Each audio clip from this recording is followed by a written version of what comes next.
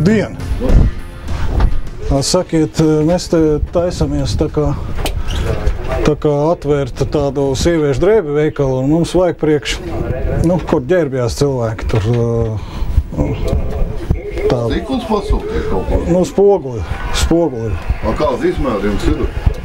Izmērs vēl nav, bet es tikai gribēju uzprasīt. Man tāds specifisks tas pasūtījums. Es gribētu tādu, lai viņš ir ar... Vai paskatīt, tur asējums vai kas ir? Nē, tas nav tas, jā. Tas nav.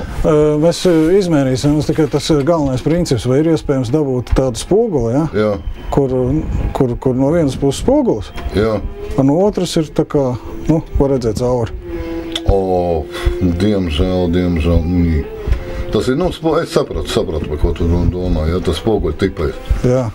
Tā kā ārzemju filmās. Jā.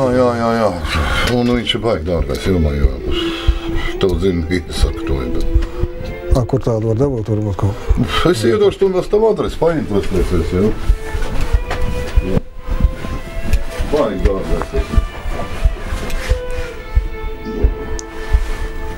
Mēs to sieviešu drēbu veikalu gribam, un mums tā otrā pusē office ir. Tad, jā, redzēt, kas tur notiek. Kādreiz jā. Painteresēs kvēl filmā, jā, par šito te. Jā, labi. Tas ir trešā jūgla, kur notiek šeit. Ja mums sanāks, mēs jums vēl atlaižu karti iedosim. Jā, ok.